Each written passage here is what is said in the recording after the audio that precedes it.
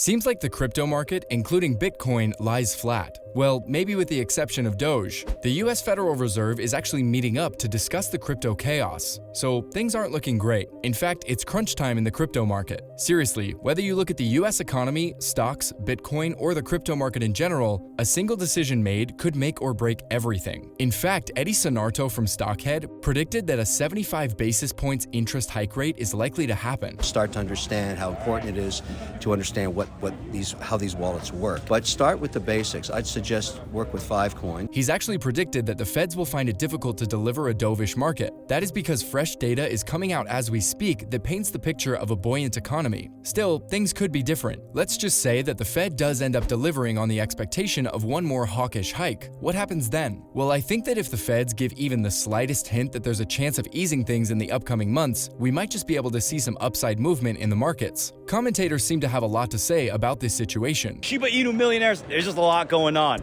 But what I'm gonna say is, don't be afraid to slip up. The best investors make mistakes. One such analyst, Justin Bennett, took to Twitter to share his thoughts with the public. Oh, and he's got a pretty controversial view of things. Bitcoin is breaking down today, and so far it looks like the market is doing exactly what it's done 2 other times over the past few months. He thinks that the feds aren't known for hawkish surprises. Yeah, seems like Bennett doesn't agree with a lot of other commentators, right? How so? Well, for one, he doesn't think that the feds have to pivot for risk assets to continue higher. His reasoning is pretty interesting. Apparently, as long as Powell doesn't shock markets and Wednesday's presser goes as per usual, the markets could find it bullish after the usual volatility. In fact, he also thinks that a hawkish surprise like a 100 BPS hike or more hikes than predicted wouldn't go over that well with the risk assets. Justin ended his thread with an interesting opinion though. He feels like the feds aren't exactly known for hawkish surprises. So it's very easy to see that we are about to get that close below channel support.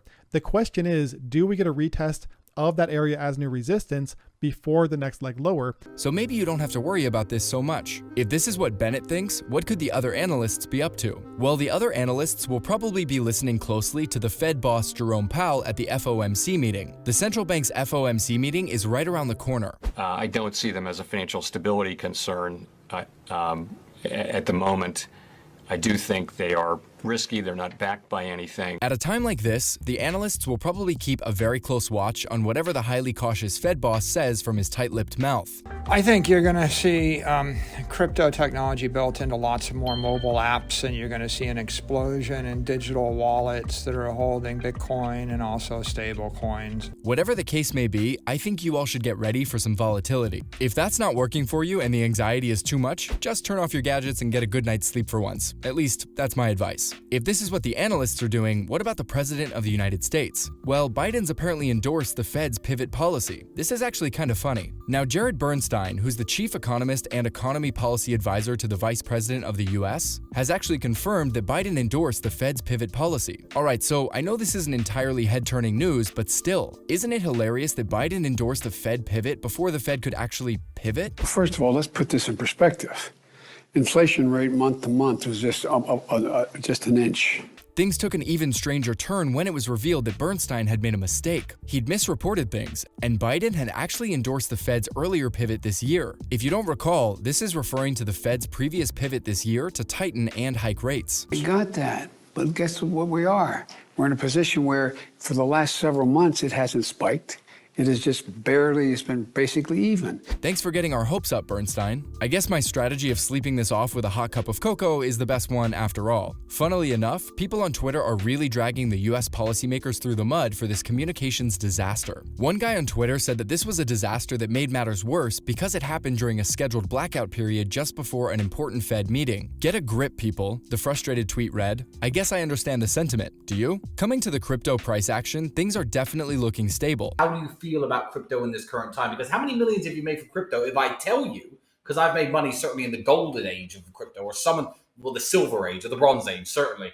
As a matter of fact, no one's doing anything at all. Instead, all crypto majors are patiently waiting for the Fed announcement. That's right, folks. Trading is pretty flat on the ground, with the overall crypto market cap at 1.06 trillion US dollars. But I was almost fooled by the top 10 tokens. Everything else seems flat except for Doge. Okay, Doge, we see you. Yep, Doge just isn't ready to quit. Its surge over the past week alone is a whopping 135%. Crazy, right? Doge isn't hiking alone though. It's it's brought its buddies like Shiba Inu along for the ride. Is anyone out there seeing a pullback on this stuff? This can't be right. There's no way things can keep going up in a straight line like this. Simply unrealistic. This really makes you wonder, doesn't it? Still, the big question remains, will the 1 trillion crypto market cap support hold? Well, apparently it won't hold after all. That's right. Despite the 8.5% weekly rally in cryptos, I don't see a lot of buyer confidence. You must be wondering why. It's because of the lack of stablecoin premiums in Asia and future markets. I think there's an explosion in accessibility to money, and I think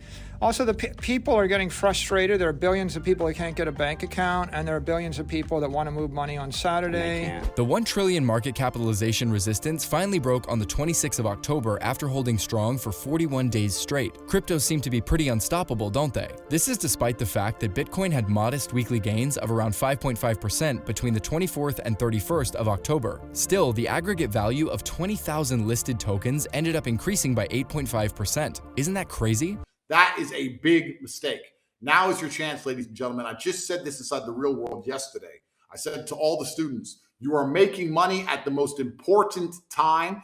What's more is that the crypto market was affected positively by a 6.3% weekly rally in the Russell 2000 mid-capitalization stock market index. This is actually pretty encouraging news, isn't it? It comes with positive tailwinds, particularly from the traditional markets. Let's look at the example of 55,000 BTC being withdrawn from Binance on the 26th of October. This is a record high. Usually, analysts see the reduced number of coins deposited as the immediate selling pressure eases to be a bullish indicator. In the meantime, you'll never guess what developments have been introduced in the crypto markets. Yep, we've got the launch of a new crypto card. No kidding, Blockchain.com, which is both an exchange and a wallet provider, has finally partnered with Visa, the payment processing giant. Their partnership has given us the very first crypto card. Blockchain has been giving us surprise after surprise. The best thing about this card is that there are no sign-up fees or annual fees involved whatsoever. In fact, all users will make 1% of all their purchases back into digital assets. That's all good and great. You must be wondering how crypto traders are minimizing their risks with the market as unpredictable as it is. Well, crypto traders are actually spreading their bets across altcoins. As for the next few days, I would expect to bounce somewhere right around $21,000, potentially back to retest that area right around 22,500. Maybe this is exactly why you can't make any conclusions by comparing the winners and losers between the top 80 coins. That's right, over the past week alone, 7 coins rallied 20% or more when comparing the winners and losers between the top 80 coins. Pretty confusing, right? So what do we do to figure out which crypto is doing better? Well, you don't have to jump through any hoops to see that Dogecoin has rallied a whopping 112% since Elon Musk took over Twitter. Meanwhile, Mina's protocol went up by 28% after its ecosystem update report came out on the 27th of October. This event actually highlighted Mina's zero-knowledge testnet. So it really looks like the crypto market lies flat with few ways of predicting its future outcomes at the moment. See you in the next video.